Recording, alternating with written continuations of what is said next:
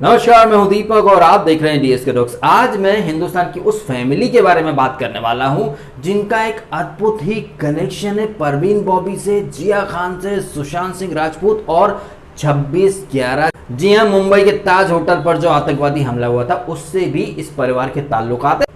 मतलब ऐसी ऐसी घटनाएं जो अगर कोई आम आदमी अगर उससे जुड़ा रहता तो पुलिस वाले डंडे मार मार के उसके बम सजा देते।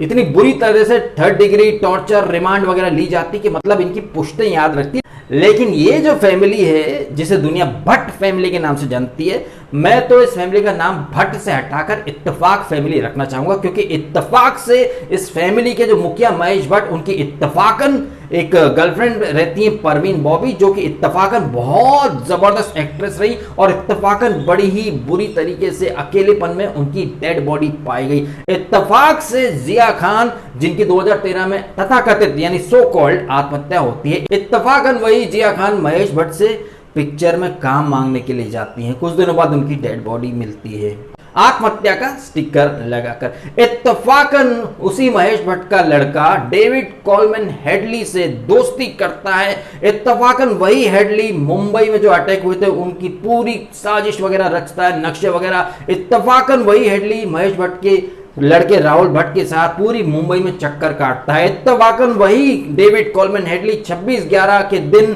साउथ मुंबई में मत जाना राहुल, ऐसी बात बोलकर राहुल भट्ट को साउथ मुंबई आने से रोकता है। इत्तेफाकन उसी साउथ मुंबई में हमले होते हैं ताज होटल के ऊपर। यही नहीं, ये इत्तेफाक का सिलसिला यही नहीं रुकता है और आगे बढ़ता है। सुशांत सिंह राजपूत की तथाकथित रहस्यमय तरीके से मृत्यु हो जाती है, उसे आत्महत्या यानी सुसाइड का स्टिकर लगा दिया जाता है। इत्तेफाकन सुशांत सिंह राजपूत की गर्लफ्रेंड रिया चक्रवर्ती होती है। इत्तेफाकन यही रिया चक्रवर्ती कुछ समय तक महेश भट्ट की बहुत खास रही। इत्तेफाकन रिया चक्रवर्ती और महेश भट्ट के बहुत सारे वीडियोस और फोटोज हैं उनके, मतलब एकदम कोजी कोजी हो रहे हैं, पब्लिक प्लेसेस पर एक दूसरे से चिपकम चिपकी चल रही है। इत्तेफाकन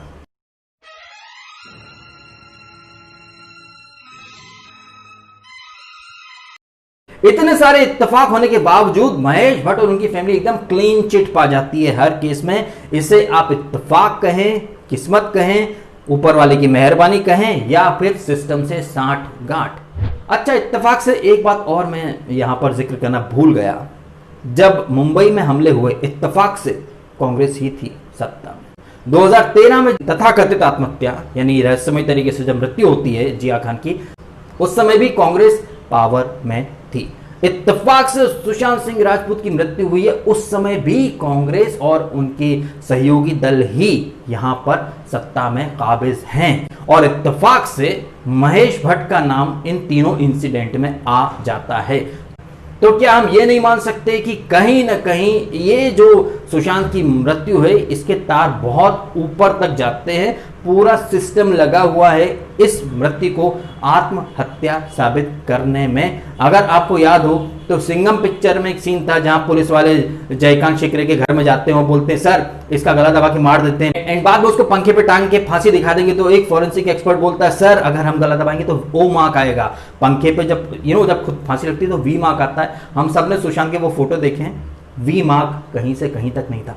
संजय राउत जो शिवसेना के स्पोक पर्सन है, जानी मानी हस्ती है, शेर व शायरी भी करते हैं, जब वो खुद कह रहे हैं कि ये सुसाइड है और Sushant Singh Rajput was mentally unstable, मतलब महेश भट्ट कहिए, संजय राउत कहिए, मुकेश भट्ट कहिए, ये लोग इतने मतलब विद्वान हैं कि किसी से 2 मिनट बात करके उसकी मेंटल हालत को ये लोग पता कर लेते हैं।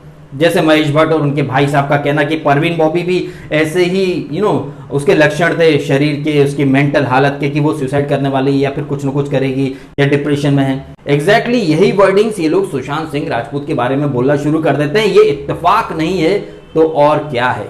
इतने सारे इत्तेफाक एक साथ एक ही टाइम पर, ये कुछ और नहीं, ये बहुत तगड़ी वाली प्लानिंग है पब्लिक को बेवकूफ बनाने की। और जब अब जैसे कि मैंने कहा, संजय राउत जो कि शिवसेना मुखपत्र सामना के एडिटर भी हैं और बहुत बड़े लेवल के नेता हैं, जब वो खुद कह रहे हैं कि पुलिस क्यों कर रही है कार्रवाई, अब यहाँ इन्वेस्टिगेशन के लिए बचा क्या, ये तो आत्महत्या है, तो सिस्टम ये बात मान चुका है। मंत्री, पावर और मिनिस्टर्स कहिए या फिर पूरा एडमिनिस्ट्रेशन, सब लोग ये चीज तय कर चुके हैं कि ये केस आत्महत्या ही है। जबकि हम सब जानते हैं जब कोई आदमी फांसी लगाता है तो उसके जो जबड़े रहते हैं इधर नीचे से वो मार्क्स बनने शुरू होते हैं, गर्दन भी तिरछी हो जाती, कई दफ़े शरीर अकड़ जाता, पैर नीचे की तरफ चले जाते हैं। लेकिन यहाँ पर ऐसा कुछ भी नहीं था। यहाँ पर क्लियर तस्वीर ये है कि जो सुशांत के दोस्त थे उन्होंने ही डेफिनेटली मारा होगा, और आप ये पिक्चर में देख सकते हैं कुछ इस तरीके से ये वारदात को अंजाम दिया गया है। लेकिन तस्वीर को इस तरीके से प्रस्तुत किया जा रहा है कि ये सिर्फ एक आत्महत्या ही लगे। सुशांत की मृत्यु से बहुत लोगों को फायदा हो सकता था, बहुत सारे लोगों को फायदा हो सकता था, और पूरे बॉलीवुड की कहीं ना कहीं पोल पट्टियां खुल रही हैं। क्योंकि इस केस में बड़ी बड़ी हस्तियों के नाम उजागर हो सकते हैं, इसलिए इस केस की इन्वेस्टिगेशन एकदम बहुत ही एकदम बुलेट ट्रेन के जमाने में बैलगाड़ी की रफ्तार से इसकी इन्वेस्टिगेशन हो रही। संजय लीला भंसाली और इन लोगों से पूछताछ हो रही। महेश भट्ट से पूछताछ क्यों नहीं हो रही? महेश भट्ट का लड़का डेविड कॉलमैन हेडली की मदद करता है मुंबई अटैक में, कहीं ना कहीं इनडायरेक्टली उसका पूरा हेल्प कर देता है। मुंबई में कहाँ पब्स हैं, कहाँ क्लब्स हैं, कहाँ होटल्स हैं, होटल्स में आने जाने के एग्जिट एंट्री पॉइंट्स क्या हैं, सब कुछ बता देता है। इतना मासूम है, इतना इनोसेंट है।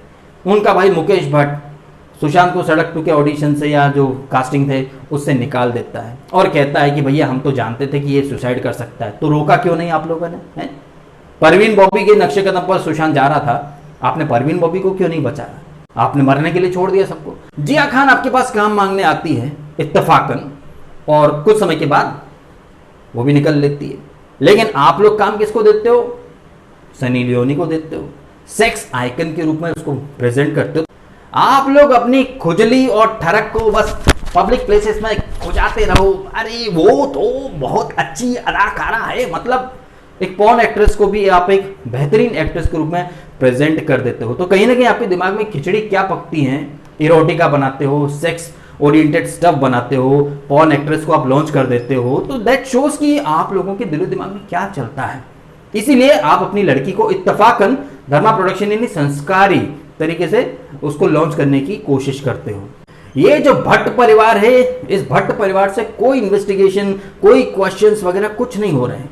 आप ये देखिए हमारे हिंदुस्तान का कानून, अगर कोई आदमी बटुआ चोरी कर लेता है या साइकिल भी चोरी कर ले तो पुलिस वाले डंडे मार मार के उसको नानी याद दिला देते हैं, वो अपना आगे पिछले जन्म का भी सब बातें याद आ जाएं, इतनी कुटाई होती है। लेकिन यहां इतना लंबा चौड़ा हाई प्रोफाइल केस है, बस इत्मीनान से कैमरा चालू करके बैठ जाएंगे। हाँ बताइए क्या हुआ था उस दिन ऐसा था, खुजली बहुत ज्यादा।